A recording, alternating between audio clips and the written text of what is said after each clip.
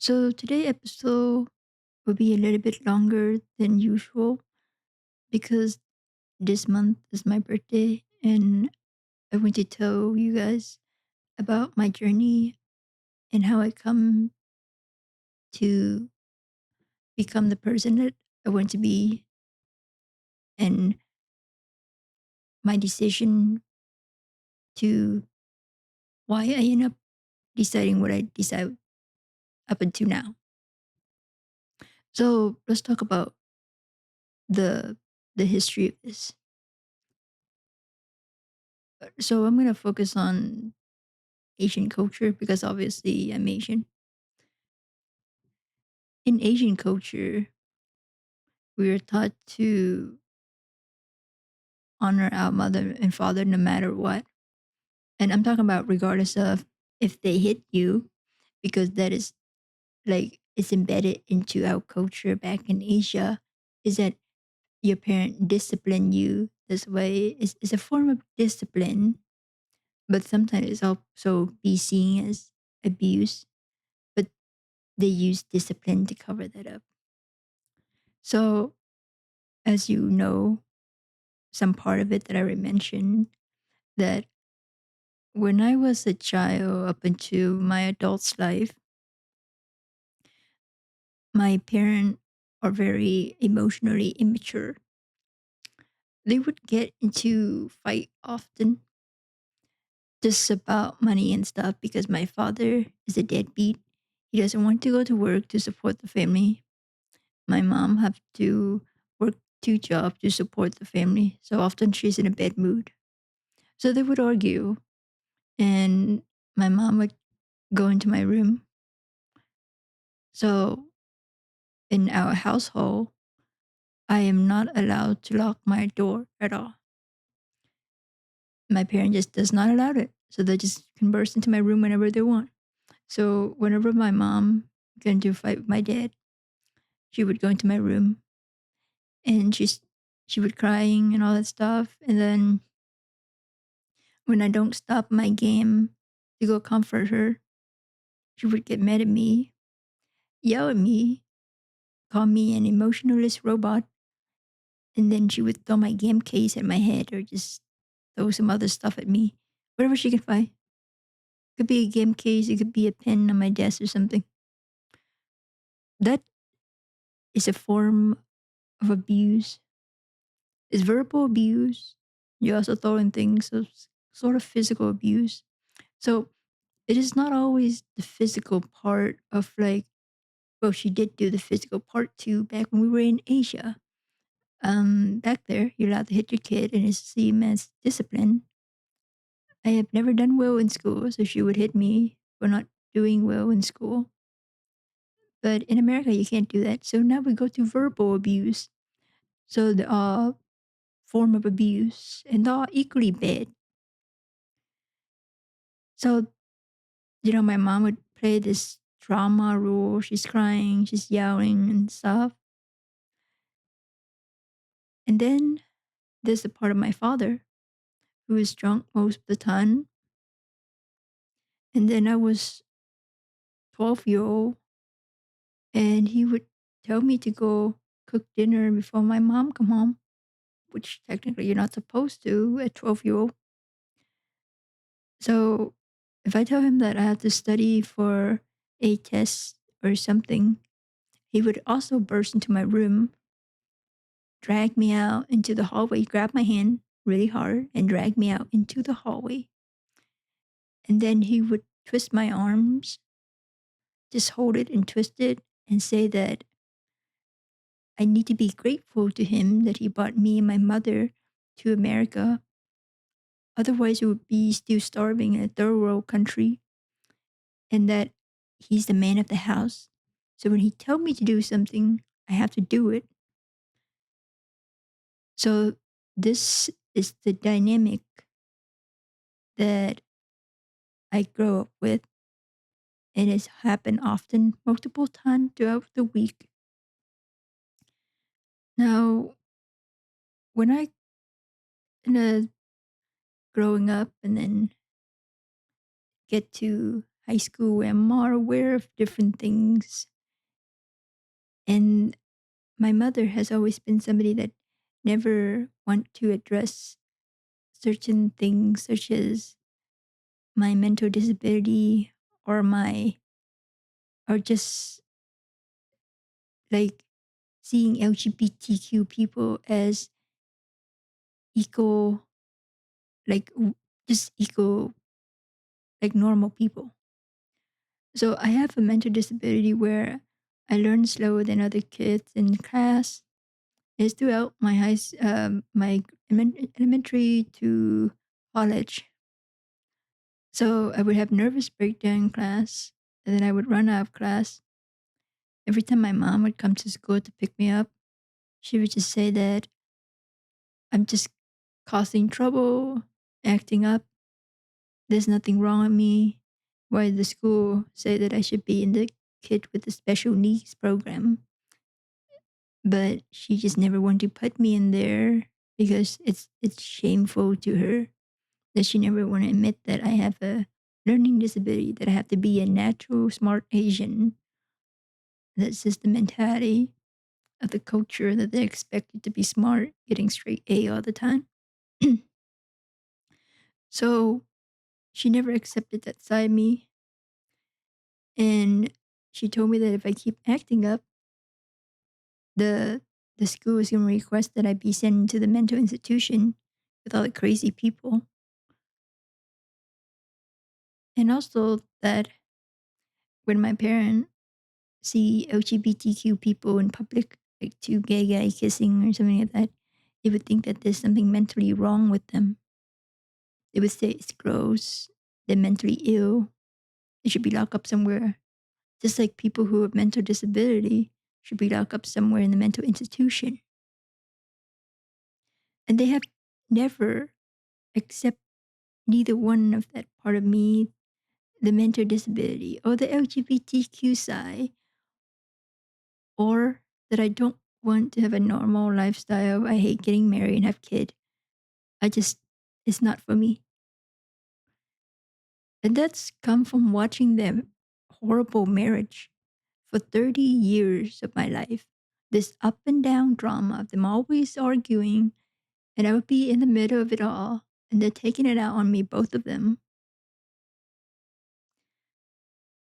So this certain reason of why we as children of abusive parent, we don't like certain things. And I don't like certain type of personality, like a deadbeat and my father who just says sweet things or whatever to manipulate my mom, but your action doesn't show it. So for me, if I was dating somebody like that, I would not even consider dating them. And so my mom would say that I should lower my standard or I should be lonely for the rest of my life. I'm not scared to be by myself because I enjoy being by myself. My worst fear is to stuck with a deadbeat crybaby man child like my father for the rest of my life like her. Your experience to from your childhood to adulthood affect who you are, and it just does not stop. Like they never stop to see what they did wrong. It's always their entitlement that I have to do everything for them. The income taxes, and I was 12, then run this business for them, call the doctor, make an appointment for them. It's, and it's just come down to the same excuse every time that they raise me, they provide me with food and shelter. But when you choose to be a parent, that is the basic things that you should provide. Nobody, like your child does not owe you anything for you just provide those things because you choose to be a parent. And you know, it's it doesn't stop even after when I move out. After college, they would still call me about the business. and and then it's now it's about them retiring, and then I have to take care of them using my own money, because whenever I tell them to save money instead of wasting it on fancy brand name car or giving it to the poor in our country or whatever, they would use search they would use say that it's my money, I can do whatever I want with it. Or we Buddha taught us to help the poor, so we're just helping the poor. You have absolutely no saving for your retirement and you're still depending on your children. So for people who are like me in a situation where your parents just want to keep a chain on you and they never want to let you go or be your own person, there is nothing wrong with you choosing to completely cut them off at some point.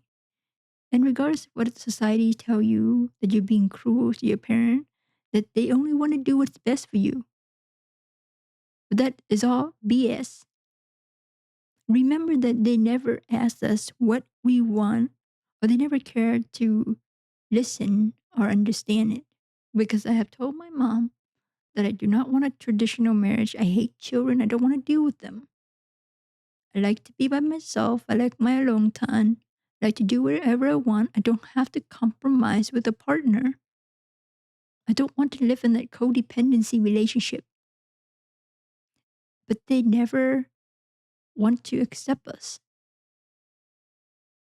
So we don't owe it to them. We don't owe them anything to just have to take care of them in their old age, because that's what the culture say. That's what society teaches us. And that we should forgive these toxic parents who physically abuse us, verbally abuse us from childhood up until adulthood, just because they are our parent. They just try to do what's best for us, and then they pretend that they don't, like, all you need to know is what's best for your child is just to ask them and then just accept what they say. But that is not what they do. They just want control all the time. It's always have to be their way, or you get kicked out the house. That's what my mom tell me ever since I was a kid, is that if I don't do whatever she says, she's gonna kick me out the house. And I used to think that if I was to become homeless, it would be harder for me to pick myself up and start over again, versus if I just deal with it until I finish college, find a job, and then move away. But throughout that time, it was miserable, to where the point that at some point I just thought that I I just think of, like, I don't want to continue to live at all. And, like, she still doesn't care. As a matter of fact, she used her own freaking death to threaten me, is that if I were to take my life, then she's gonna do it too. It's like, you never try to understand what that it's you and my crazy father that caused it. But you just act like the victim all the time up until the, like, if I tell you this, and then you still use your own life to say that it's gonna be my fault, that she also take her own life. So so I thought, it's just, why should I give up my having the life that I want for these toxic people, when I could go on to live the life that I want, and then they can watch me doing it while I cut them off completely. They can cry and curse me out behind my back. That's fine. There is a way out for those that are still in this situation. And I know there's a lot of you, because there's a whole forum on Reddit about Asian parent stories, about the toxic and the abuse you guys have to go through every day, and that they will never change. So, what we focus on is that it's our life. We have to do whatever we take to escape. I have not fully escaped yet due to some circumstances, such as my mental disability to where I can't hold a job for long. So, I still have to live at the place that they they bought. So, but it's fine. I don't have to see them often because it's in a different state. But if your circumstance is that and you have to deal with them every 6 months, it's still better than being homeless, than being out there every day, not knowing like if you get your next meal, if you get your next bath, or your essential needs. Nor is it that you're better off dead. People who commit suicide, their mind is very fragile. There's no saving them at all. Like you can try. And when I see people like that, I just thought of my own experience and I was like, I don't want to give up like them. I'm very I want to take control of my own life. I want to live life the way that I want to. I don't want to give up like them and just end it like that. But they are very fragile. Like people who commit suicide, you would save them one time. And then the next time when they feel that impulse again, they're still going to go through with it because they're very fragile. So you just can't save everybody, but you can save yourself. Just know that you just have to focus. That is your life. There's a way out. You just got to be patient and find it. I haven't found it because I wasn't like, I know what I was looking for, but it's not here in America. That's not like, I tried to be normal, to mask it at work, but I can't stay true to myself. And then I hate that because I'm a natural introvert and I don't want to do small talks, the stupid cooler talk at work, to act like I'm an extrovert, getting along with people. It's the culture in America that this is normal. When you go to the grocery store and they'd say like, "Oh, hi, how are you?" So I figured out that it's this whole culture that is not right for me. So what I choose to do is to move to a European country where they understand and value introvert people. You can be introvert at work, such as Germany or Sweden. You don't have to do the water cooler talk if you don't want to. This is not expected of you. And that they don't have this traditional thing, such as in Asia, especially China, where you have to live with your parent and and it's mandatory to take care of your parent when they're old. That you this one person household, that's fine. Is that they value independent and introvert people. So that was the final piece to the puzzle there of why life in America was not working out for me, and that all these workplaces that I work at, all of them are the same. They all have the same issue that I was not being sociable enough, and that they don't see me as a team player. And over time, it wasn't working out for them.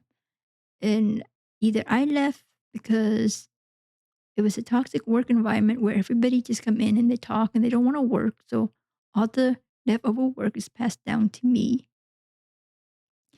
And also, it's also about the physical distance that I put between me and my parent. Is that if I keep moving to places within the US, they can still get to me. But if I pick somewhere far, like in Europe, it's harder for them to get to me. And also, my father is a very conservative person, and that he thinks that America is the greatest country out there. But it's not for somebody like me, especially at the stage it is at right now. It's not LGBTQ friendly. our president is homophobic. Like, what is better out there? And I was thinking that there's always something better out there. If you don't like your family or your work environment or just anything, you just have to take some time off, think about what is important to you. What's important to me is that I get to be myself. I get to be my introvert self at work, in my daily life. I don't want to go to the grocery store and have to deal with this, hi, how are you? Creepy, like greeting all the time. Or like at work where I have to do the same thing with my coworker. Like, oh, did you see the football game last night? Did you watch that show on Netflix? Like that whole just forcing the conversation all the time. So that was my thing. And I did research and I figured out is the whole culture that's the problem, along with my toxic parent. So to get out this both of those situations, getting away from my toxic parent and getting away from this extrovert social culture in America, I need to get out of this country. So it wasn't an easy choice throughout my childhood. I just, they always used to guilt that my life could have been worse. I could have been starving in a third world country. That is true. You could be starving in a third world country. You could be homeless. But it is their choice to be your parent, so they should provide you with basic food and shelter. This so when I was feeling guilty for that I see my friend back in the country having a harder life, and I thought maybe I should be grateful to my parent and forgive them. But over time, they just get worse. They never changes. They're still entitled up to this day that they expect everything from me, never say thank you for me helping them. And they want to use my money to fund their retirement now. And it's my money that I work hard to save over the year. So I don't care what society say or judge me, whatever. And they can say that it's against Buddha teaching and that I can go to hell for not taking care of my parents in their old age. I don't care. They don't deserve it. Like, fine, I'll go to hell. But I gave them 30 years of my life. That's enough. From here on, I'm going to go to Europe and enjoy my life. Start a new life. Totally, completely disconnect from them. I don't owe them anything anymore. I see a lot of you that are still stuck in those toxic culture, whether you're underage or you still feel hesitant because your parent, like my parent, keep guilt tripping you that they provide for you and that you should, you know, show them gratitude when you graduate from college, buy them a nice house or a car. Just take some time to think about it, okay? That we don't owe them anything. They use us as it's an emotional punching bag, physical abuse, verbal abuse to our life from childhood to adulthood. So you endorse enough. There's no need to feel guilty about it. Other people will try to make you feel guilty, like my aunt, my cousin, it's, and some of my friends too, who are more traditional. You don't have to forgive. Life is too short to keep dealing with the abuse, and it's never going to stop. They just want you to be chained to them forever. So completely cut it off and free yourself. That is my advice to you of how I came to be and how I made those decisions. The best thing you can do is to think for yourself. I was scared of my mother through most of my life, and I was not able to think for myself until I was able to move out, find a job, and be independent. We were groomed to not be able to think for ourselves, to be dependent on them. You need to break that. If you don't if you don't want to feel guilty about any of that, break that chain and just leave. Okay? So until next time, see you